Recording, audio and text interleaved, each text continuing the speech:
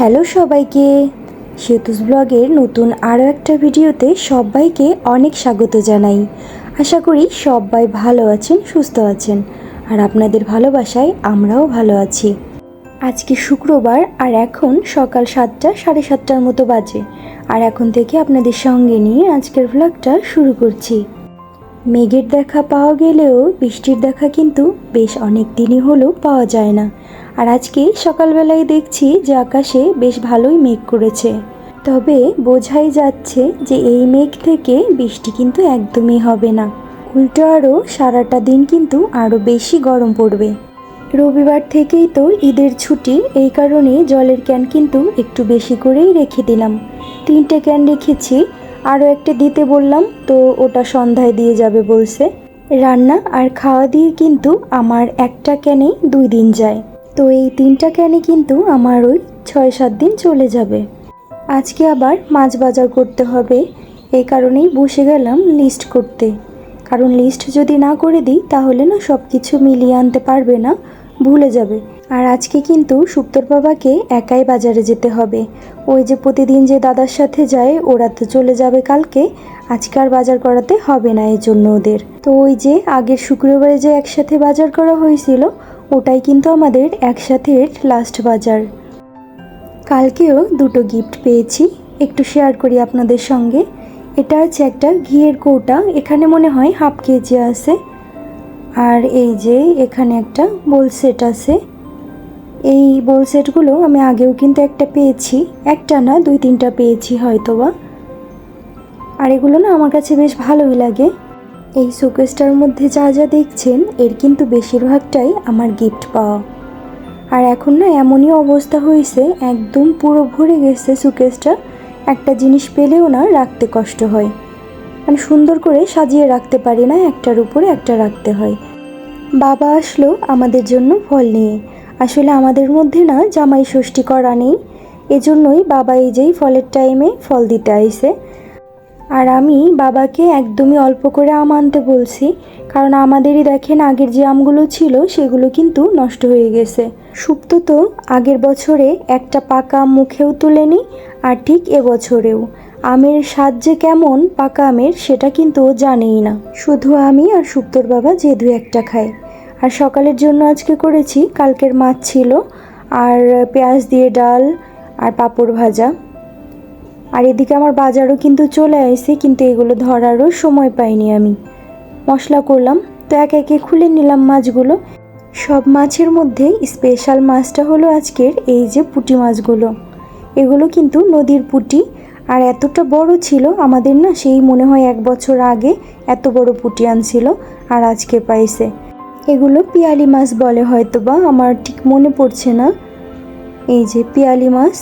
আর এখানে আছে মুরগির মাংস, খাসির মাংস, আর ট্যাংরা মাছ। ট্যাংরা মাছগুলোও দেশি ছিল, আর ইলিশ মাছ। চুলায় দিছি একটু আলু আর মাংস সিদ্ধ করতে। আজকে আবার কাবাব করব।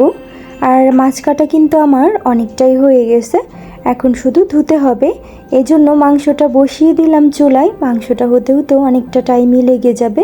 মাংসটা হতে হতে আমি কিন্তু মাছগুলো পরিষ্কার করে নিতে পারবো। পুঁটি মাছগুলো না বেশ সুন্দর, তাজাও ছিল, যেমন বড় তেমন তাজা। এত ভালো মাছ কিন্তু সব সময় পাওয়া যায় না, হঠাৎ 2-1 দিন যদি পাওয়া যায়। আর এগুলো যদি কেউ দেখে না ছেড়েও আসে না, কিন্তু সবাই তো এই পুঁটি ট্যাংরা এই মাছগুলো পছন্দ করে, বিশেষ করে দেশি মাছগুলো। বাজারের দিনগুলোতে মাছগুলো কেটে ধুয়ে ফ্রিজে তুলে রাখলে মনে হয় কি একটা যুদ্ধ জয় করলাম, এতটাই কিন্তু কষ্ট হয়। এদিকে আমার ভাবিকে বললেও না, ভাবি করে দিতে চায় না, কারণ ভাবির ছোট একটা মেয়েও আছে, ওকেও তো সময় দিতে হয় ভাবির। তারপরেও কিন্তু বলি। মাংসটা রান্না হচ্ছে, আর আমি ততক্ষণে কাবাবের সব কিছু রেডি করে নিলাম। এই কাবাবটা না অনেক দিনই করা হয় না, এটা আবার আমার খুব পছন্দের। এই কাবাবটা করতে না অনেকটাই ঝামেলা হয়, এই কারণেই মাঝে মধ্যে আর করতে পারি না। আজকে আর কাবাবের রেসিপিটা আপনাদের সঙ্গে শেয়ার করলাম না, তবে সামনে কোনো একদিন অবশ্যই করব। আর এই যে দেখেন অর্ধেকটা কিন্তু আমি রান্না করছি আর অর্ধেকটা তুলে রেখে দিলাম। এগুলো না ডিপ ফ্রিজে যদি রেখে দেওয়া যায় তাহলে কিন্তু নষ্ট হয় না, বেশ অনেক দিন পরেও খাওয়া যায়। ভাবতে পারেন যে কত অল্প তেলে ভাজছে, কিন্তু আসলে তেমনটা নয়। আর এই কাবাবের মধ্যে যা যা আছে সেগুলো না বেশিরভাগ জিনিসই রান্না করা, এজন্য এটা যে ডুবো তেলে ভাজতে হবে এমন কোনো কথা নেই। আর রান্নাটা করতেও কিন্তু খুব বেশি সময় লাগে না। তবে আজকে খাসির মাংসটা রান্না করতে আমার অনেক টাইম লেগে গেছে, কারণ খাসিটা না বেশ বড় ছিল। আমার রান্না বাড়া শেষ, আর রান্নাঘরটাও কিন্তু সুন্দর করে পরিষ্কার করে নিছি। এখন শুধু ঘরটা মোছা হলেই কাজ সব কমপ্লিট।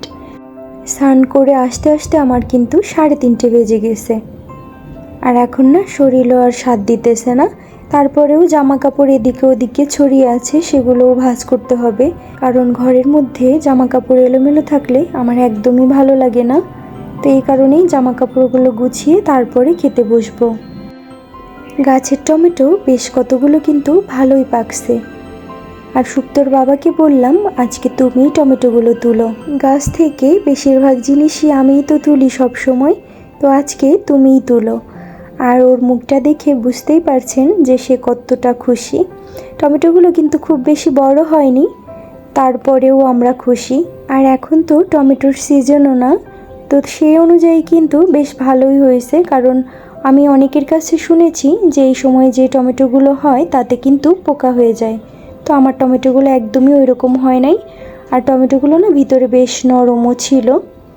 আর আজকে এই যে বোরহানি, পোলাও, আর এই যে সেই কাবাবটা, আর এই যে মাংস, ওইটুকু টমেটো দিয়ে কিন্তু খাওয়ার হবে না, এজন্য ঘরে যে শসা ছিল সেটা দিয়ে আর ওই টমেটো দিয়ে মিশিয়ে সালাদ করা হবে। খেয়ে উঠে 10 মিনিট বসেছিলাম, তারপরে আজকে আবার ঘুরতে যাব, এজন্য রেডি হলাম। আজকে কিন্তু আমরা 3 জনই ম্যাচিং করে জামা পরেছি। এই জুতাটা দোকানে দেখেই কিন্তু আমার খুব ভালো লেগে গেছিল, আর কিনেছি কিন্তু বেশ কদিন হলো, কিন্তু পরা হয়নি একদিনও। তো আজকে বের করলাম পরার জন্য। এমন আরও একটা জুতা কিন্তু আমার আছে, কিন্তু সেটা হিলের মধ্যে আর এটা স্লিপারের মধ্যে। আমার না জামা কাপড়ের থেকেও জুতা কিনতে বেশি ভালো লাগে, আর এই জন্য কিন্তু আমি সুপ্তর বাবার থেকে অনেকটাই বকা খাই, আর বকা খেয়েও কিন্তু নিজেকে কন্ট্রোল করতে পারি না। রাস্তাটা দেখতে দেখতে আপনারা বিরক্ত হলেও কিন্তু আমি আস্তে আস্তে বিরক্ত হই না।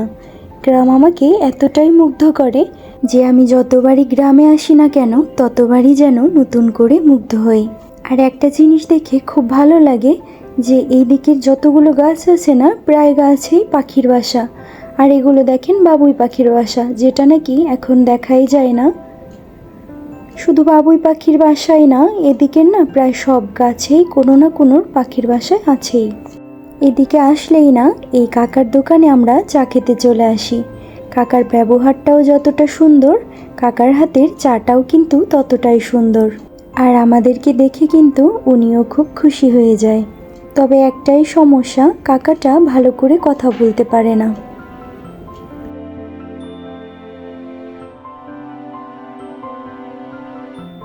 বাইরে না বেশ অনেকটাই গরম, তবে বাইকে উঠলে বাইকের বাতাসে কিন্তু মনটা খুশি হয়ে যায়। রাস্তা দিয়ে যাওয়ার সময় দেখলাম একটা ছোট ভাই জাম বিক্রি করছে। এটা ওদের গাছের জাম, 1.5 কেজির মতো ছিল, তো সবটাই নিয়ে নিলাম। আমরা যদি 1 কেজি নেই তাহলে তো ওর হাফ কেজি বিক্রি করতে কষ্ট হবে, এর জন্যই সবটাই নিয়ে নিলাম। সুপ্তর বাবা বের হলেই দেখেন এমন একটা ব্যাগ তার সাথেই থাকে। রাস্তায় কিছু পেলেই তো কিনতে হবে, আর সেটা আনতে যাতে কোনো সমস্যা না হয় এই কারণেই কিন্তু ও ব্যাগটা নিয়ে বের হয়। আমাদের ঘোরা শেষ। দোকান থেকে একটা চকলেট আর কোল্ড ড্রিঙ্কস নিয়ে চলে আসলাম বাসায়। আর আজকে সুপ্তর ছুটি, আজকে আর পড়তে বসতে হবে না। ওর কোচিং, তারপরে ইংলিশ যে কোচিং আছে, দুইটাই বন্ধ হয়ে গেছে, এর জন্য আজকে ওকে ছুটি দিয়ে দিছি। আর এদিকে দেখেন ও কী সব বানাইছে, সেগুলোই আপনাদেরকে দেখাচ্ছিল। তো বন্ধুরা, আজকের ভিডিওটা এ পর্যন্তই রাখবো। আবার দেখা হবে খুব তাড়াতাড়ি নতুন একটা ভিডিওতে। ততক্ষণ পর্যন্ত সবাই ভালো থাকবেন, সুস্থ থাকবেন আর সাবধানে থাকবেন। আর ভিডিওটা যদি একটুও ভালো লেগে থাকে অবশ্যই একটা লাইক করে দিবেন।